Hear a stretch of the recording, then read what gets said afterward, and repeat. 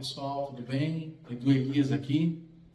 Vamos para o primeiro dia dos 100 dias de detecção de gases, que é um projeto, né, em comemoração ao Dia Mundial da Detecção de Gases, que foi ontem, 24 de março.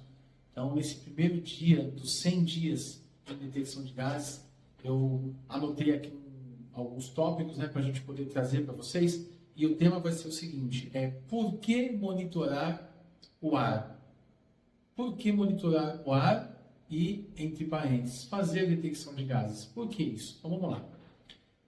Quando você tem uma atmosfera numa empresa que pode se tornar perigosa, seja no ambiente aberto ou no ambiente confinado, a gente está falando de gases que muitas vezes são conhecidos como assassinos invisíveis, né? São os assassinos invisíveis. Então, os sistemas de detecção de gases, sejam eles fixos ou detectores portáteis, eles servem para que você proteja a vida, a propriedade e também o meio ambiente, essas três esferas, né? Então, a gente vai falar aqui das três principais categorias de monitoramento que, em geral, são utilizadas nas empresas. Vamos lá. Segurança à vida, né? Segurança à vida. Aí, por que segurança à vida? A gente tem que proteger o indivíduo, o ser humano.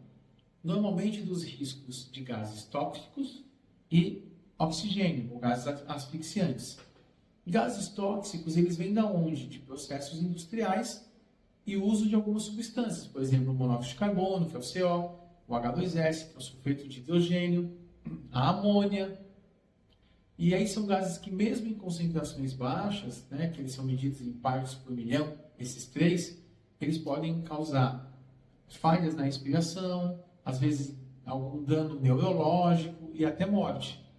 Então, se preocupar com gases tóxicos é importante e, além disso, se preocupar com o oxigênio, a queda do oxigênio ou o aumento do oxigênio. Se o oxigênio aumenta, ele torna o ambiente mais inflamável.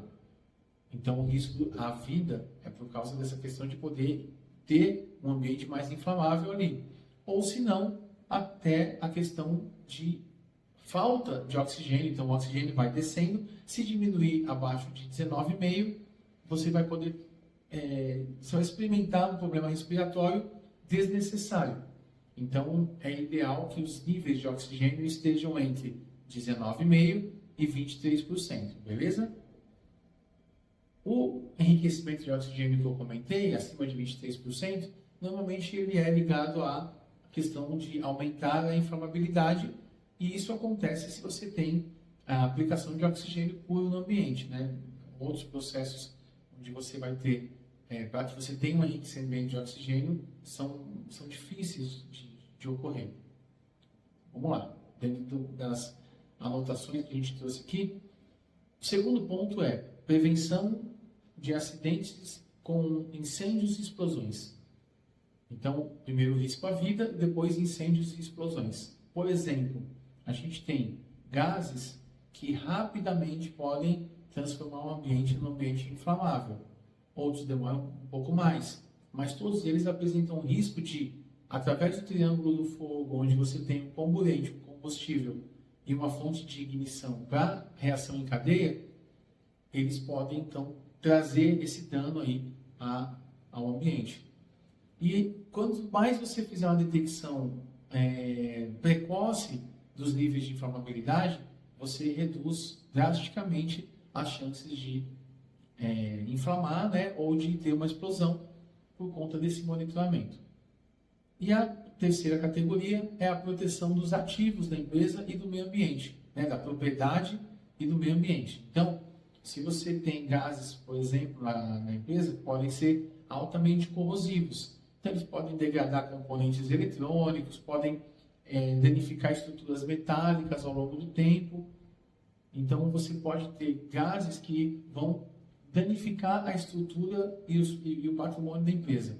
Você também tem a questão do compliance, né? Por parte das normas, das regulamentações. Então, não é só a questão de saúde ocupacional, é a questão que, se você não monitora alguns gases na empresa, você também não atende às legislações de meio ambiente. E aí, com isso, você tem um impacto ambiental, né? Que você não monitorando, o impacto ambiental é grande. E aí você pode realmente ter, por exemplo, vamos pegar aqui um caso de, se você mede a questão do metano, tem empresas que trabalham com ozônio.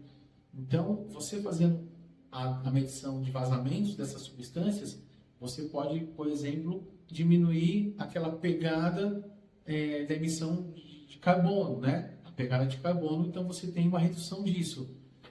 Então, tudo que você mede em relação ao meio ambiente te ajuda, não só na questão das emissões em relação à população, ao ambiente fora da empresa, mas para atender às normas ambientais. Então, em resumo, a gente tem 3 tipos de problemas aí, né? Nós temos os gases combustíveis, os gases tóxicos e os asfixiantes. Então, os combustíveis, metano, propano, hidrogênio, que aí você tem refinarias, salas de caldeiras, laboratórios, essa questão dos combustíveis, tanques, né? Você tem os tóxicos, que aí você tem CO, CO2, cloro, que é o Cl2, H2S, SO2. Então, todos esses gases tóxicos podem trazer danos ao ambiente. Então, inflamáveis, tóxicos e a questão dos asfixiantes, né? Que você tem nitrogênio em algum processo, argônio, hélio, que aí você pega hospitais, transporte de alimentos, alguns locais que fazem solda, né? Tudo isso você tem esses gases asfixiantes. Então, essas 3 categorias, combustíveis tóxicos e asfixiantes, são as principais razões por que a gente monitora o ar. Por que a gente monitora o ar em ambientes industriais, seja esse ar em ambientes abertos ou fechados? Para a segurança e saúde, né, da vida, para que a gente possa prevenir incêndios e explosões e para que a gente possa atender a questão ambiental. Beleza, pessoal? Então, quando você monitora o meio ambiente, você transforma um risco desconhecido ou invisível num espaço de trabalho monitorado, controlado e gerenciado.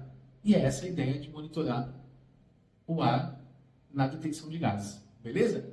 Por que monitorar o ar com detecção de gases? Para que a gente tenha realmente o controle e a gestão daqueles locais onde podem ter os perigos invisíveis. Beleza, pessoal? A gente se vê amanhã no segundo vídeo da série. Por enquanto, obrigado e vamos juntos. Abraço.